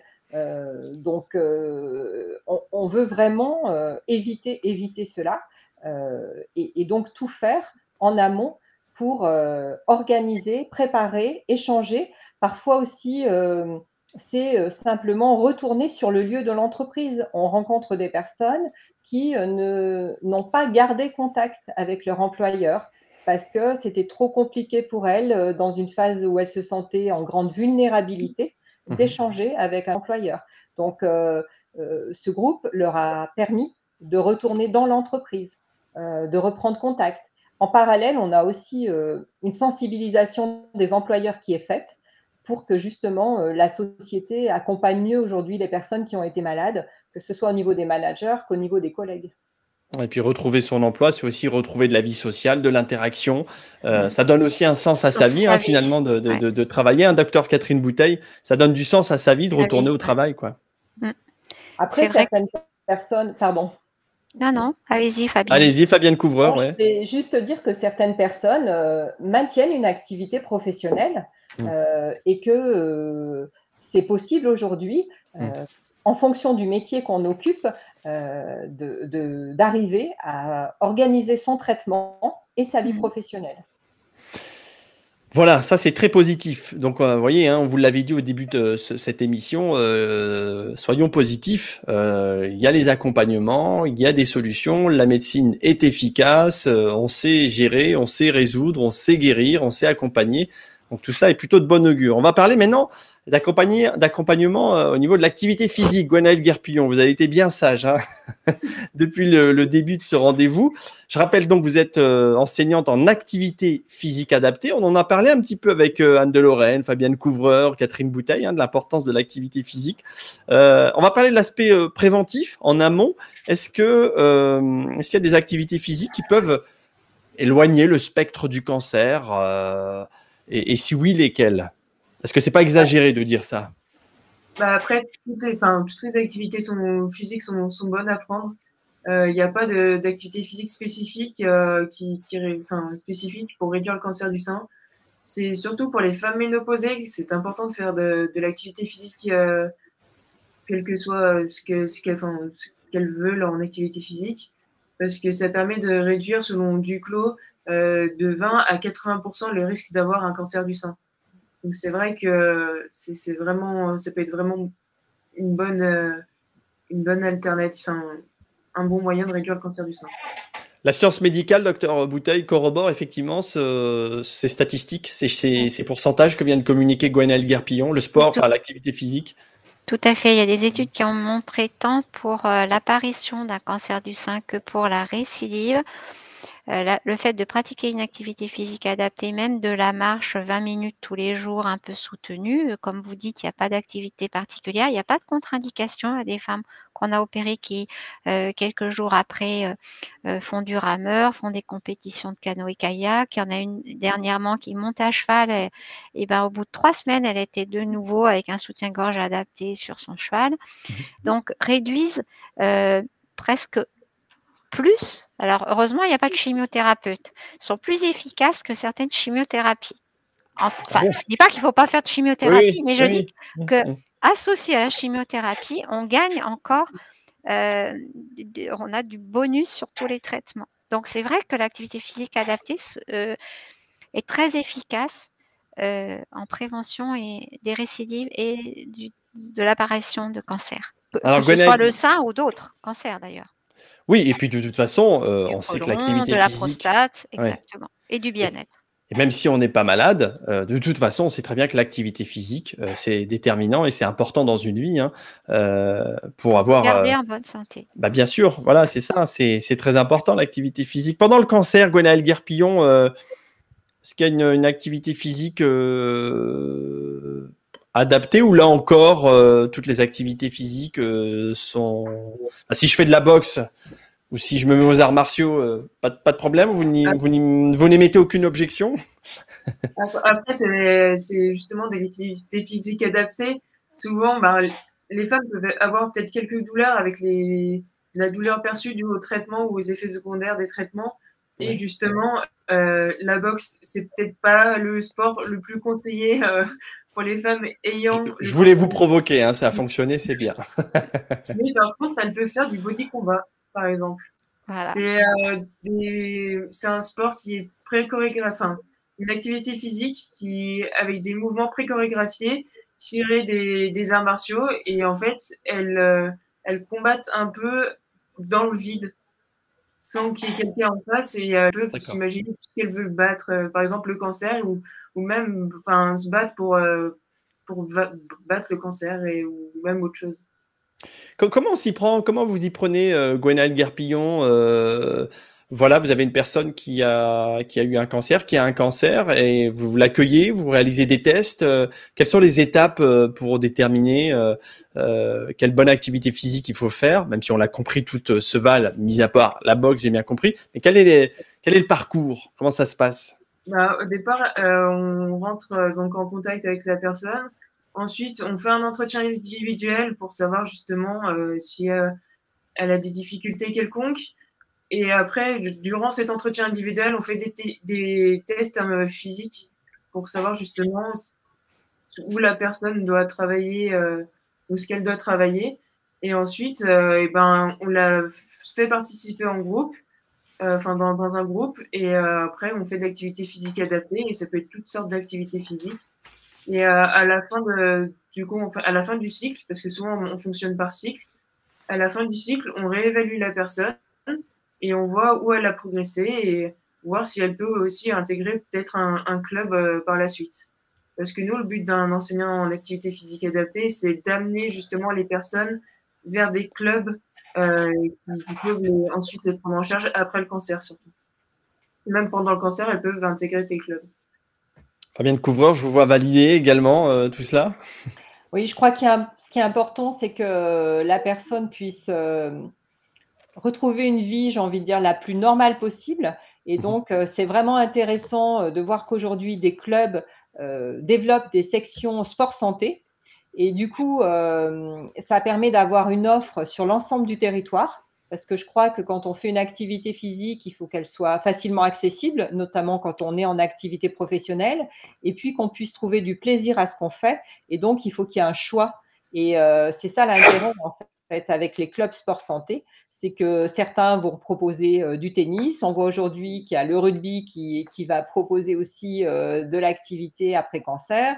Il y a du canoë-kayak. Enfin, je veux dire, il y a une diversité et une proposition qui finalement va permettre à chacune et à chacun de trouver l'activité qui lui plaît pour que ça perdure dans le temps. Parce qu'en fait, il est là aussi, je pense, le challenge. C'est que les personnes, enfin ces femmes, puissent continuer à faire du sport tout au long de leur vie. Hein, c'est bien ça. C'est pérenniser les activités sportives. Vous, Gwenaëlle Guerpillon, au sein de Coquelicot 42, hein, je vais rappeler, c'est un club d'athlétisme à Saint-Étienne. Vous avez, je sais pas, des adhérentes qui correspondent au profil dont on parle. Vous en avez beaucoup. Comment ça se passe? Justement, nous, c'est une section loisirs, justement, qui se regroupe pratiquement un peu toute la semaine, les soirs. Et du coup, c'est une personne qui prend en charge l'activité physique et elle l'adapte justement aux personnes. Et après, c'est pas forcément pour les personnes ayant le cancer du sein, mais c'est pour des personnes ayant des affections de longue durée. Et même les personnes peuvent avoir un cancer du sein, justement, et participer à ces séances, justement, pour améliorer leurs conditions physiques ou maintenir leurs conditions physiques, pour aussi éviter la prise de poids que peut faire prendre les traitements et surtout améliorer la qualité de vie et l'image de soi pour les femmes ayant le cancer. Ouais, c'est ça, on a évoqué la dimension psychologique avec vous, Fabienne Couvreur, hein, de la Ligue contre le cancer 42. On l'a évoqué aussi avec vous, docteur Bouteille, hein, dans l'annonce de la maladie. Il y a le choc, hein, le fait aussi parfois d'être choqué d'apprendre que l'on est atteint d'un cancer, même si on est rassurant, même si dans l'absolu, il ne faut pas paniquer, puisque je le dis, je le redis, on est bien accompagné. Est-ce que l'activité physique, finalement, docteur Bouteille, est aussi un bon moyen de rebooster l'aspect psychologique, de ne pas sombrer dans peut-être la dépression, je ne sais pas. Et du coup, ça crée aussi du lien social, puisque finalement, comme le dit Gwenaëlle, on se retrouve en club, on est à plusieurs. Vous aussi, Fabienne, vous l'avez dit tout à l'heure. Docteur en Bouteille. Oui, c'est certainement quelque chose d'essentiel et on a assez souvent la surprise de voir des femmes qui se redécouvrent après cette période difficile du corps qui a quand même subi des traumatismes, hein, l'esprit également, et qui arrivent à retrouver du temps pour elles, pour se retrouver ce qu'elles ont envie de faire. Et Fabienne l'a bien dit, quelle activité, hein, ça peut être aussi de la couture, de la lecture, enfin des choses plus simples, pas forcément dans l'activité, mais qui est au moins la possibilité à la femme de redécouvrir ce qui lui fait plaisir. Et dans l'activité physique, probablement aussi que l'effet sur la prévention des récidives et d'autres cancers vient du fait qu'on peut plus facilement maintenir un poids. Et on sait qu'après la ménopause, vous l'avez bien dit, la prise de poids fait qu'aussi on augmente certainement le risque de cancer ou de récidive. C'est un élément majeur, ça. Et du coup, la femme, à la fois qui garde son poids, et surtout ses muscles, sa souplesse en faisant du yoga ou les activités physiques, se sent bien mieux et moins douloureuse, hein, parce que les douleurs liées articulaires, en particulier des traitements anti-hormones, souvent, si on ne bouge plus, on est foutu, entre guillemets, c'est encore pire. Donc, si on se mobilise, les articulations, si on les bouge, en étant bien coaché, eh bien, on va gagner sur l'asthénie, la fatigue, et en même temps sur les douleurs articulaires, finalement, et retrouver l'estime de soi et l'envie de bouger, parce qu'après, c'est un cercle vicieux, au contraire, un cercle qui nous valorise et nous sublime un peu, parce que même après cette période, finalement, il y a des femmes, plusieurs années après, qui disent que ça a été l'occasion de se retrouver, de changer ce qui n'allait pas dans notre vie, quel que soit le niveau d'anomalie, que ce soit le travail, que ce soit perdre son corps, perdre du temps pour soi. Et c'est aussi des messages très, très positifs. Vous voulez dire que c'est presque une expérience salvatrice. Alors, je sais, évidemment, quand on a un cancer, c'est pas jojo, mais ça génère des déclics, des changements de vie. Mais c'est incroyable, les histoires des femmes après leur maladie. Pas tout de suite, hein. Il faut un peu de temps, il faut facilement 1 an, 2 ans, 3 ans. Et les histoires de vie après ces femmes-là, c'est extraordinaire. Vous avez des exemples, docteur? Les virages qu'elles prennent dans les changements professionnels, par exemple. C'est incroyable. Ou la distance qu'elles ont par rapport à leurs enfants, la façon de les éduquer, par rapport à leurs conjoints. Parfois, c'est des crises un petit peu musclées, d'ailleurs, hein. C'est pas forcément les hommes qui accompagnent pas bien les femmes, c'est parfois les femmes qui prennent conscience de choses qui dysfonctionnent dans leur couple. Et soit ça redémarre bien, c'est souvent le cas, heureusement. Parfois, les vies changent, et puis tant mieux. Donc, il y a des histoires qui sont plutôt vraiment, on ne s'en rend pas compte tout de suite, mais nous, on est là pour essayer de transmettre ça, dire vous verrez après, peut-être vous allez trouver des choses que tout événement malheureux de la vie, finalement, nous apprend à rebondir. On n'a pas bien le choix. Et surtout quand on est bien aidé dans le cancer du sein. Et ça, c'est formidable. Depuis des années, ces accompagnements qui sont organisés et qui sont de plus en plus connus. Et là, on a encore besoin de faire beaucoup de travail pour ça, pour diffuser l'information. Tout ce que vous allez faire là, à partir du mois d'octobre pour l'après-cancer, ça va être formidable. Parce que nous, on ne connaît pas tout, chacun dans notre case. D'où l'importance de ces réunions. Voilà. À vous confirmer, Fabienne Couvreur, vous qui êtes à la Ligue contre le cancer, il est important de réunir tous les acteurs de façon à travailler de concert, en synergie, finalement, parce que l'objectif, c'est de fournir les meilleures prestations possibles, à quelque niveau que ce soit d'ailleurs. Oui, je crois que c'est vraiment important de rendre le plus visible et lisible possible le parcours de ces femmes et de les aider à trouver ce parcours. C'est-à-dire que quand elles arrivent finalement dans la maladie, en fait, elles découvrent tout. Elles découvrent un vocabulaire, des acteurs. Voilà, et on a besoin du coup de les accompagner sur ce parcours qui est finalement un parcours de vie sur un temps donné et mieux se connaître au niveau de notre territoire, c'est faciliter le parcours pour ces personnes. Oui. Il est 19h54, mesdames, on va retrouver Corinne Masson d'Aesio Mutuelle pour la deuxième et dernière série de questions arrivées sur le chat. Alors Corinne, est-ce qu'on a d'autres questions, peut-être en lien avec l'activité physique là dont on vient de parler ou pas? Nous vous écoutons, on va essayer d'y répondre. Oui, on a une question très simple. Quels sont les sports à ne surtout pas faire après une mastectomie partielle? Alors on va rappeler ce qu'est une mastectomie peut-être aussi, si on l'a oublié. Catherine Bouteille. Il y a 2 techniques. Il y a une mastectomie partielle, c'est-à-dire qu'on enlève une petite partie de la glande mammaire autour de la tumeur. Et puis la mastectomie totale, où on est obligé d'enlever la glande mammaire en totalité. Ce qui se passe, c'est souvent on enlève 1 ou 2 ganglions sous le bras. Et parfois, vous devez le noter, Gwenaëlle, c'est aussi ça qui gêne les patientes. Le problème de mobilité du bras. Et finalement, plus on mobilise vite, en douceur, accompagné, le bras, mieux c'est. Alors dans ce cas-là, Gwenaëlle, qu'est-ce qu'on peut proposer? On peut proposer donc du body combat, comme je l'ai proposé tout à l'heure, ou même de la marche nordique, donc c'est de la marche avec des bâtons. C'est vrai que ça mobilise l'ensemble du corps. Après, si la patiente justement a des douleurs au niveau du bras, on lui proposera juste de la marche active, par exemple. Mais quoi qu'il en soit, on va pouvoir proposer une activité physique adaptée. Ça, c'est le sens de votre enseignement. Hein. Tout à fait. Pour toutes les maladies, il y a de l'activité physique adaptée à mettre en place. Autre question peut-être, Corinne, arrivée sur le chat? Oui, alors une question, c'est vrai, qui concerne la chirurgie mammaire qui pourrait avoir eu lieu avant un cancer, comme par exemple suite à une hypertrophie, par exemple. Est-ce que cette chirurgie mammaire pourrait être un facteur favorisant de cancer? C'est très souvent qu'on me pose ce genre de questions. À la fois les réductions mammaires et les augmentations mammaires par prothèse.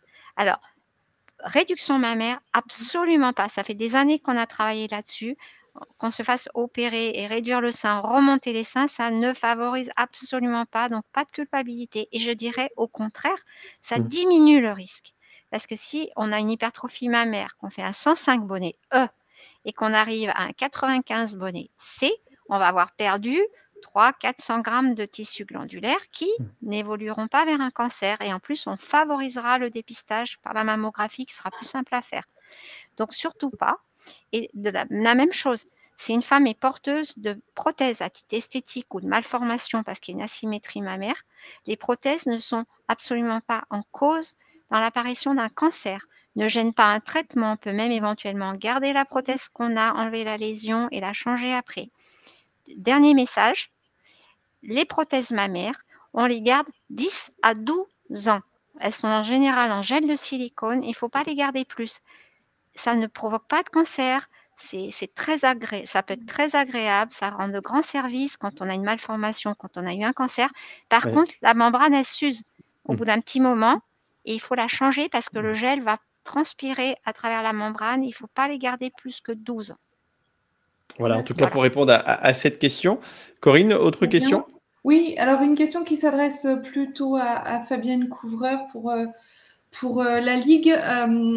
Vous avez parlé du retour à l'emploi et voilà, est-ce qu'il existe un accompagnement pour aller dans l'entreprise? Si c'est une entreprise finalement qui n'a pas le dispositif, comment ça se passe? Est-ce que c'est le salarié qui doit faire la démarche? Voilà. Oui, alors le salarié, en fait, peut venir à la Ligue pour avoir ce programme et cet accompagnement, puisqu'en fait, on différencie le programme qui est proposé pour les personnes atteintes d'un cancer d'une sensibilisation qui est faite dans l'entreprise. Et après, on a également des partenariats, je pense, au service social CARSAT, qui a aussi cet objectif de lutter contre la désinsertion professionnelle et qui donc propose après un accompagnement individuel. Donc voilà, le tout, c'est de connaître ces acteurs et notre programme, il a pour objectif de faciliter aussi cette mise en lien avec les bonnes personnes. D'accord. Donc, c'est la demande du salarié, en fait. Oui. Peut-être une dernière question. Il est 19h58 avant de se quitter. Corinne, est-ce qu'il y a une autre... Il y a une question qui n'a pas été posée, mais que je vais poser. Moi, c'est et les hommes? Et les hommes, comment on dépiste le cancer du sein chez les hommes? Parce que ça existe. Tout à fait. Voilà. Et puis, la suite. Alors, Anne de Lorraine, on va vous entendre un petit peu dans la fin de cette émission, rapidement, sur ces 1% d'hommes. Oui, parce que du coup, c'est vrai que quand on parle de facteurs de risque de cancer du sein, bon, il y a effectivement l'âge, mais il y a effectivement le sexe. Donc, le sexe, c'est 99% des cancers du sein, c'est chez la femme, mais 1%, c'est chez l'homme. Et ça, il faut quand même bien garder ça donc à l'esprit, à savoir que on ne fait pas de dépistage de cancer chez les hommes. Hein. Et par contre, il est important que les hommes sachent que s'ils voient apparaître, comme chez les femmes en fait, une modification de leur poitrine, une boule qui apparaît, ils aient l'idée de consulter et qu'ils ne partent pas du principe que ça n'est rien. Voilà, c'est principalement le message que je voulais faire passer. Très bien. Et juste très bien. Une petite rapidement, anecdote, docteur, oui. Rapidement. Le dernier monsieur que j'ai opéré d'un cancer du sein, il dormait pas bien, il avait des insomnies, il s'est levé la nuit, il a allumé son poste, il est tombé sur une émission telle que la vôtre. Il a entendu que les hommes pouvaient avoir un cancer du sein, il s'est palpé et il est venu voir son médecin traitant et c'était bien un cancer du sein. Donc vous voyez comme Comme parfois la vie fait bien les choses, hein. En tout cas, il a reçu une information, il s'y Voilà. attendait pas, il a bien fait de se palper en tous les cas. Ouais. Je vais vous remercier, mesdames. Merci beaucoup, docteur Anne de Lorraine, mais Merci à aussi vous. docteur Catherine Bouteille, Fabienne Couvreur, Gwenaëlle Guerpillon. Merci à toutes les quatre d'avoir été avec nous. C'était très intéressant, c'était très pertinent. J'ose espérer en tout cas que les web spectateurs qui nous ont suivis ont appris énormément de choses. Et je vais laisser le mot de la fin à Corinne Masson d'Aesio Mutuel. Oui, alors je vous remercie toutes pour vos messages d'espoir, d'avenir, d'encouragement. Effectivement, je pense que c'est ce qu'on voulait laisser passer tous au cours de cette conférence, de cette table ronde. Cette table ronde est enregistrée. Donc, elle est à nouveau visible pendant 3 mois, je crois, sur le site d'Apivisio. Mais je pense que l'ensemble des partenaires qui étaient présents ce soir vont aussi déposer cette conférence, son enregistrement sur leur site internet. Vous retrouverez donc les adresses des sites internet de tous les partenaires sur la plateforme Apivisio, là où vous êtes inscrit, à cet endroit-là. Vous retrouverez aussi un petit document d'accompagnement social qui est proposé par Aesio Mutuel, puisque une mutuelle peut aider, et en tout cas nous aidons nos adhérents dans les moments difficiles en cas de coup dur. Voilà, donc je vous encourage à aller voir cette plaquette et à aller voir tous les liens qui sont proposés. On a notamment des vidéos de dépistage, on a des vidéos sur l'accompagnement social, le retour à l'emploi, la présentation des sites de toutes les structures qui ont participé à cette web table ronde. Et j'espère en tout cas que si ça peut aider une seule personne, ce sera déjà bien. On aura déjà accompli notre mission. Et peut-être plus, hein. Bon, eh ben merci à toutes et à tous. Passez une bonne soirée. On va laisser la main à Colline Magot d'Apivisio. Voilà, ne quittez pas, vous qui nous suivez. Puis merci à nos invités. C'était très agréable. Et à bientôt, Corinne Masson. À très bientôt. Bonne soirée. Merci à tous. Merci. Merci beaucoup. J'en profite juste, je vous relais un petit message dans le chat, un joli message. Merci à toutes d'être aussi humaines. Restez comme vous êtes. Voilà, ce sera Bravo. le petit mot de la fin. Et Applaudissements. effectivement, je reste encore un petit peu en salle de visio avec les participants. Je vous invite simplement à éteindre caméra et micro. Et un grand merci à toutes et à tous pour votre présence. Au revoir. Bonne soirée, merci. Bonne soirée. Au revoir. Au revoir. Au revoir. Alors pour ma part, je reste encore quelques instants en salle de visio puisque vous le savez,